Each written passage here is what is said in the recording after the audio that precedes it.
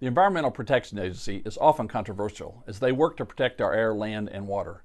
Their proposed rules about the waters of the United States still stir controversy. We're here at the Missouri State Fair in Sedalia for a special edition of Show Me Ag. We'll be talking to the area EPA director and later to a leading critic of the proposed rules. Next on Show Me Ag.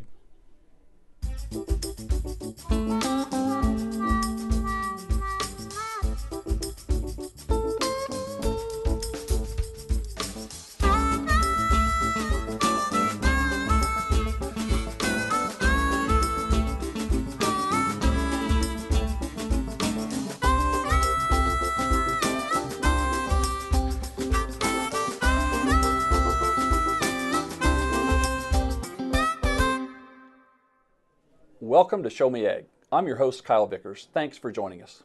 The EPA recently proposed a new rule which has some folks pretty upset. The rule is designed to clarify what waters of the United States are to be regulated, and some farm groups are saying it's a big overreach of the EPA's authority and will cause Missouri farmers a new set of headaches complying with federal regulations as they go about their business of producing food and fiber. In a bit, we'll talk to one of the leading critics of the proposal, but first we have Carl Brooks, Regional Director of the Environmental Protection Agency.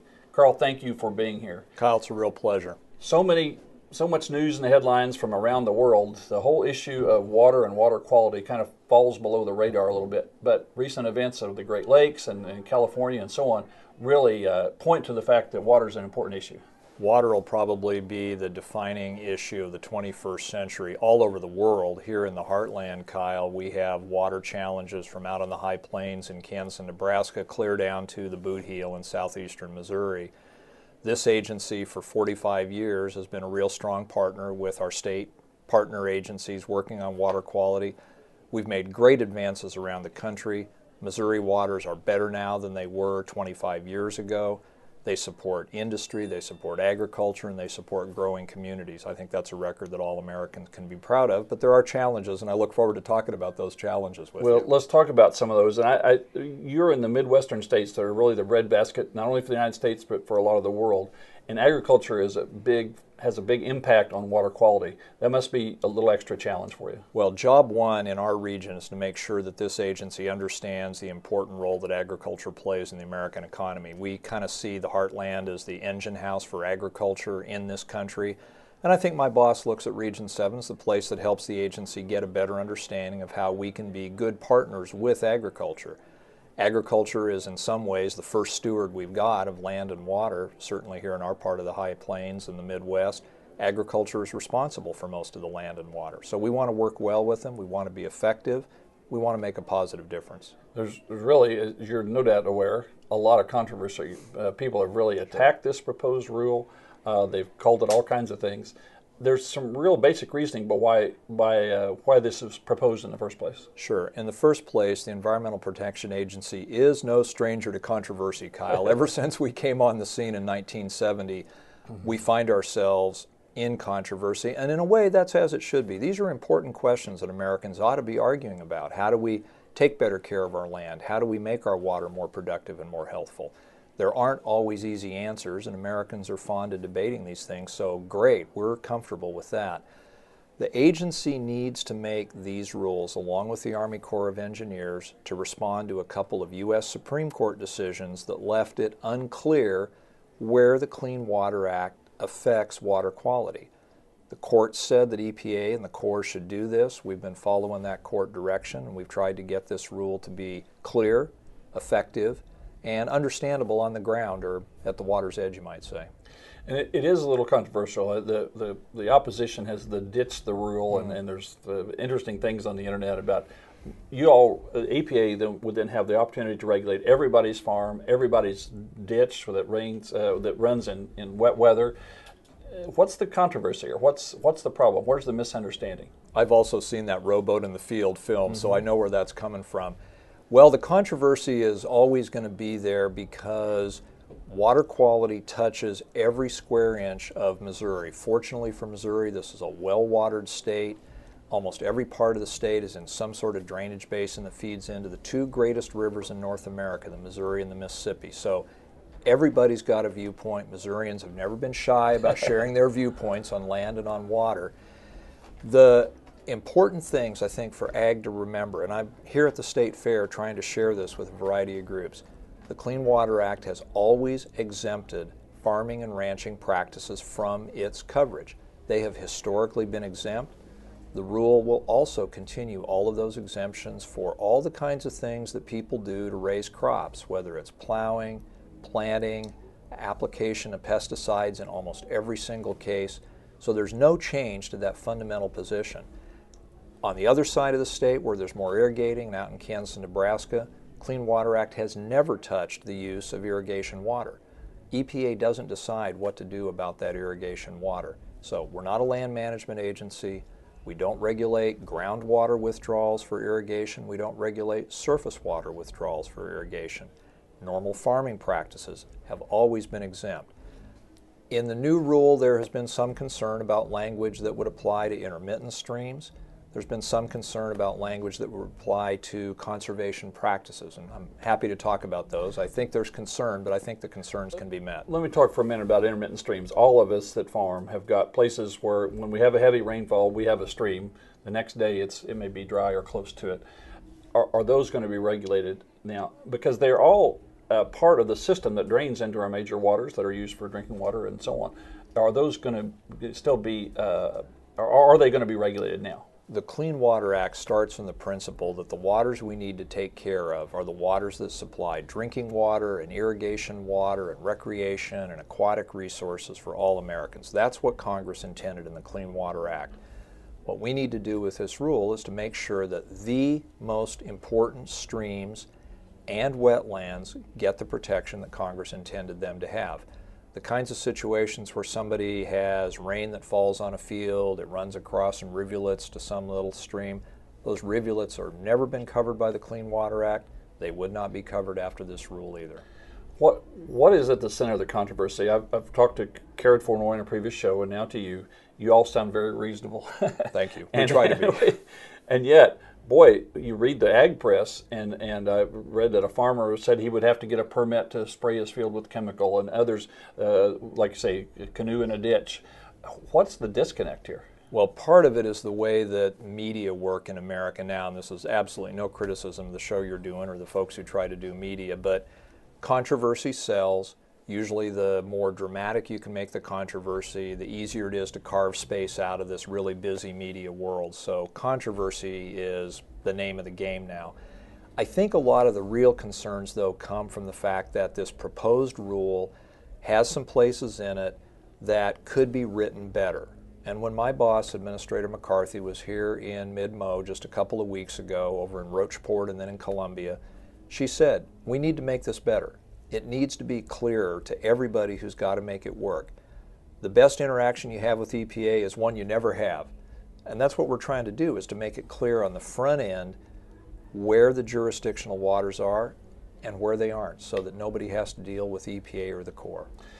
So this is still a rulemaking process. Talk to us a little bit about the process and what continues to happen with this proposed rule. Kyle, great question. The agency is out right now looking for public comment about this proposed rule. I keep saying proposed because it is just that. It's a first shot to try to get the rule correct.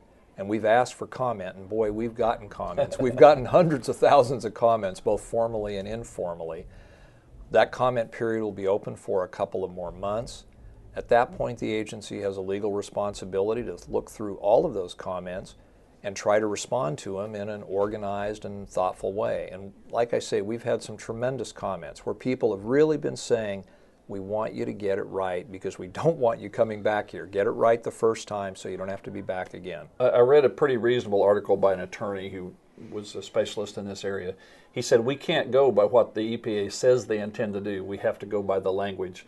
Are you looking at language that's going to try to clarify some of these concerns that folks have? We will. The point is to try to be clear and to try to be direct, both so that producers understand, but also our partner agencies. You know, the USDA is the federal agency that most ag producers here in the Midwest work with. That's as it should be. And we don't want the NRCS, for example, to have to feel like they're taking on some new job to make sense of an EPA Corps of Engineers rule. So we have responsibilities to citizens who farm to be clear, we also have responsibilities to other federal agencies so they can do their important job better. Another article I read was your folks met with some congressmen and senators. They were pretty agitated, no doubt, in responding to their constituents. Will this be passed on in the process? Is that part of the rulemaking process, is that Congress has to approve the final rule?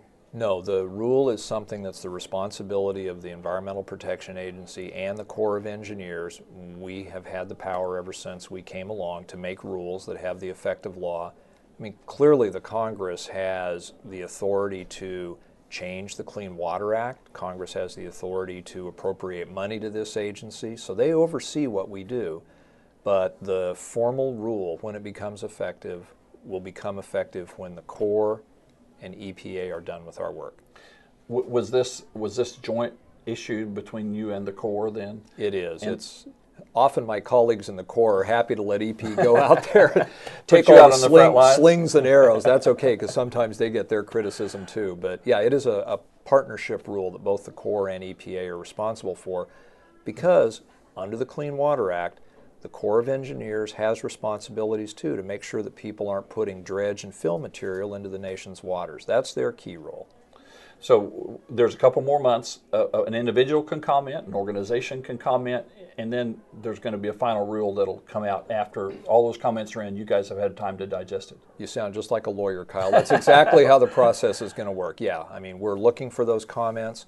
We've got a formal comment process. You can go online to epa.gov and submit anything from a 2-line statement to a long legal brief, and we're responsible for looking at all of those. And again, the emphasis is on clarity, usability, and making sure that we get this thing right. One other point, we're also trying to get a science study out there, because we need to understand how these waters work together to support life and to support agriculture. The rule will not be final until the agency's independent scientific study is final. I appreciate you coming out, being at the State Fair, talking to folks, and especially coming and being with us tonight. Thank you very much, but I'm afraid we're out of time. Kyle, it's a pleasure.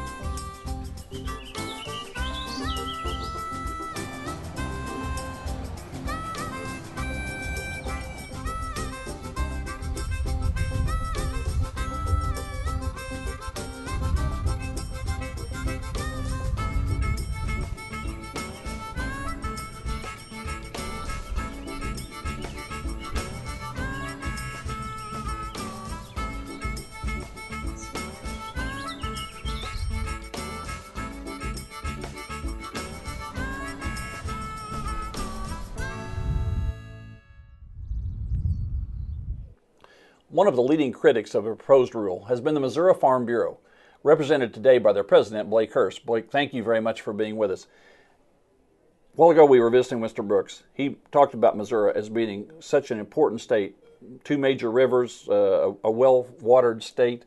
So water is a big issue. You guys have taken a leading role in criticizing the proposed rule. That's absolutely right.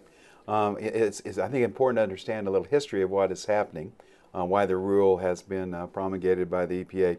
In 1986, in the second of 2 Supreme Court cases, the Supreme Court basically said, it was a divided decision, but it basically said that the EPA was interpreting the Clean Water Act too broadly. That the rule at the time, which had to do with wherever, water of the U.S. was wherever a migratory bird might land, was as silly as it sounds, and also way too broad of an interpretation. So this rule, some 20 years later, is the result. We think it does nothing that the Supreme Court instructed the EPA to do, that it is just as broad as the glancing goose test. And we've spent 20 years trying to get this right. I think we can spend a little more time. We're hoping that the EPA will pull the rule and try again. Are you guys going to comment on the rule and try to offer some suggestions? Oh, well, we will. I mean, the comment will, of course, recommend that the rule be pulled, that it's beyond repair. And so we'll talk a little bit in that comment, or we'll be talking in the comment about why we think the interpretation is way too broad. why it's important that they go back to the drawing board and try again. Your slogan is "Ditch the Rule." And tell us about some of your specific concerns. Obviously, that's an interesting glancing goose. I like that term. Way too broad, a broad overreach. You've called it a vast overreach by the federal government. Yeah, well, the original Clean Water Act, and with changes, were passed in the middle 70s, 1970s, and it talks about regulating the navigable waters of the U.S. Now, clearly, what the EPA originally did was say any hydrologic connection to the navigable waters was under their jurisdiction. The Supreme Court in an earlier 1980s case said no, that's not right. So then they changed the glancing goose test, and they said no, that's not right. So this rule, in the majority or the concurring opinion, Justice Stevens says any water must have a significant nexus with the navigable waters of the U.S. And the EPA will talk at length about how many scientific studies they reviewed. And our argument is not with the scientific studies, all of which prove that all waters have connection, which is clear. If someone spills a bottle of water outside this studio here at the State Fair, it's eventually going to end up in the Gulf of Mexico. So there's connection between all waters. But the more important thing is the definition of the word significant. The EPA's definition is considerably different than what Justice Kennedy and the majority of the Supreme Court intended, and considerably different than the way we interpret the word significant. Mr. Brooks and others from EPA have said, well, look, there's clearly agriculture is exempted. There's 56 exemptions that are specified. They talk about all the exemptions that are in there for agriculture. I've raised a boy, and when I told him no, be careful, he interpreted it one way. And if I gave him 10 things that he could not do, and said he believed that anything else was he was able to do. When you make 56 exemptions, you by definition say that every other possible activity I might take on my farm is now regulated. That's a huge difference. And there's along with a 387-page rule, there's an interpretive guidance that goes with it and says those 56 exemptions only count if they meet NRCS or National Resource Conservation Service rules. And that is a huge change for agriculture. It puts, without, I think, asking the NRCS their opinion, it puts them in a regulatory role. And on our farm, we look to them for technical help. They're very important to us to just provide advice. This spring, we did a big terracing project on a farm that we're farming. With NRCS's help, we welcome them on our farm. We want their help. If we put that agency in a regulatory role instead of the collaborative role that it's always had with agriculture, with farmers, that's a big change too, and it's hardly been discussed at all. They've really not been in a regulatory role at all in the past. No, there are who we go to for advice. They're who we go to for ideas on how we best can control erosion, which is, after all, what this is about. Is about controlling erosion, and so we'll continue to have that relationship. But if they are a regulatory agency, it does change it. Apparently, this has been proposed jointly by the Corps of Engineers and the EPA.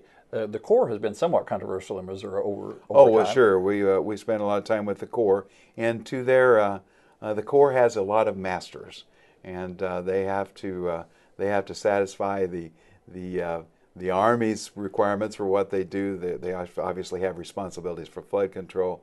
But they also have environmental responsibilities put on them by the Endangered Species Act. So often we disagree with the decisions the Corps make, and we disagree with the way that they govern the river. But sometimes they are caught between a rock and a hard place, so to speak. But yes, they are definitely a regulatory agency and are involved in this rule as well. How do you think agriculture is doing in terms of water quality? You know, we recently had some news about the Great Lakes. An entire city was, because there was an algae bloom. There's been some issues back east, and now we're running out of water in the Great West. How do you view agriculture's performance so far in terms of water quality? I think it's important to remember how far we have come. And per pound of production, per bushel of production, we're using about a 50% increase in our ability to produce land per amount of soil erosion. We've cut soil erosion well over 100 million tons a year in the past 2 decades. So we're making progress. We've done that. No-till farming has gone from less than 2% of farming 20 years ago to 25% of farming now. No-till farming, of course, is the best way to cut erosion. So we're making progress. Have we got work to do? Sure, we do. And what do you think the next steps are? I mean, if EPA follows through with this, where do you think we'll end up? Going back to the Congress? Oh, well, yeah, we certainly hope. I know there's been several different bills introduced in Congress that would jerk on the reins a little bit, slow EPA down. But of course, Congress is sort of dysfunctional, and I don't think I'm making a very controversial statement to say that. So in the past, we've had the appropriations power that we could essentially, the Senate and the House could instruct Congress not to fund or would not fund a certain regulatory scheme if they found it objectionable. Now, when we pass all our appropriations bill with huge omnibus bills 24 hours before the government shuts down, we've lost that power of the purse. So Congress is not as effective in these issues as they would have been a couple of decades ago. That's a real concern. I'm a farmer, so I'm not completely objective on this, but I'm trying to be objective. It looks like to me there's a huge disconnect. We interviewed Karen Flournoy, who was with Region 7, the water person. We've interviewed Carl. They seem to have such good intentions. You folks don't see it that way. What is the disconnect here between what they say they're proposing and what a lot of folks in agriculture are interpreting? Well, I think the concern that you have to have as you look into the future is they will not be able to regulate both your farm and my farm every day. We won't have an EPA inspector coming by once a week. Let's hope not. Yeah, absolutely. And so we have this. We're all of us as farmers. We're all of us uncertain what's legal. We're uncertain about what we can do. We're uncertain whether we need a permit for this activity or that activity, and most probably we won't. But we'll always have that legal exposure. And maybe more importantly, we'll always have that exposure to citizen lawsuits. And so one real concern is we'll have uneven enforcement. We'll have citizen lawsuits from environmental groups that are upset about how we're farming, or perhaps upset about what one of us might say in public. And that's the concern, is that lack of certainty, that vulnerability forever and ever to being regulated in a way that we're not used to. So I guess that's really my concern on this issue, is not that I'll lose the ability to plant corn tomorrow, but that all at once I will be in legal jeopardy that will never end. And all this is going to be administered through our state DNR if it comes out. So do you feel any better about our state regulatory process than you do about Well, I mean, one of the things I think we sometimes don't do a good job of emphasizing is we're not saying that this land won't be regulated. We're not saying when the EPA is interpreting the waters of the U.S. too broadly, we don't mean that it won't be regulated. The state and the local government have responsibility for whatever the EPA doesn't regulate. And I think it's pretty clear that we get better service, we have better communication with local entities. The DNR is our enforcement agency in this state. It's much easier to visit with the DNR about a question. They're much more knowledgeable about local conditions, and they do a good job of fulfilling their responsibilities. So that's a good thing that it'll be regulated by the DNR. But I guess one thing I would point out is it's not a question of whether these areas will be regulated. It's a question of who will do the regulating. I'd much rather see it on the state and local level. Much rather see it locally done than Sure. from Washington or even from Kansas City in a region. Yeah, absolutely. So your next steps are to continue to recommend that we ditch the rule. Yeah, and continue to work in Congress to. I mean, one of the things that's important is for farmers across the state to make comments. They can go to the EPA website and do that. Obviously, if they reach out to any of their farm organizations, we're all working very closely together on this. They can help them make comments. So that's the first thing we can do. Talk to your member of Congress and ask them to help through the appropriations process and other ways to put pressure on the EPA, because it's a huge issue for agriculture. Mr. Hurst, Blake, I thank you very much for being with us. I know it's a busy schedule for you here at the fair and a lot of responsibility. So thank you very much for coming. But I'm afraid that's all the time we have for tonight. Thank you very much. Thank you very much for covering the issue. It's important. I'd like to thank again to Carl Brooks and for being with us, as well as to Blake. And we'd also like to thank you, our viewers, for tuning in to Show Me Ag.